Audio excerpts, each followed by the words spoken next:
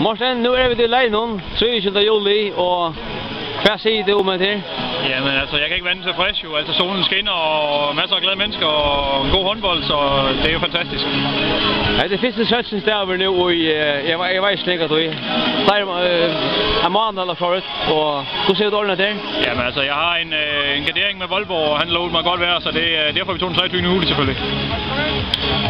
Ja, men tag væk pauseplads. Hvert godsgång annars gengast der skal?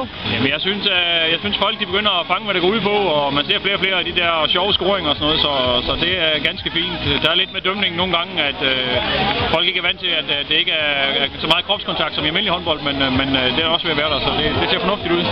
Hvad er det den særlige måned med den vanlige håndbold og så standardhåndbold?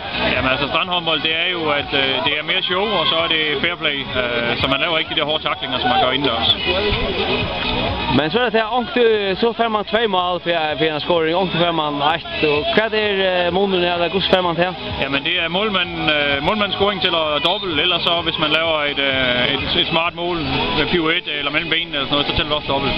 Og det er for at fremelske det der showhåndbold, så man kan få folk på stranden selvfølgelig. Så har man lavet den regel, at det tæller dobbelt, og det gør det lidt mere spektakulært at se håndboldkamp end inde i hallen. Hvordan folk heldig du og sådan her nu?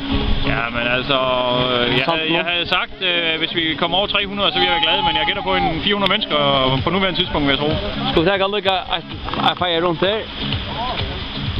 Ja, her ser ud af hesten ikke. Og eisen og sjånen. Så er der glad med at sende det der? Ja, helt sikkert. Nu skal vi have det afviklet i god ro og orden, og så er det helt sikkert, at det bliver en gentagelse næste år.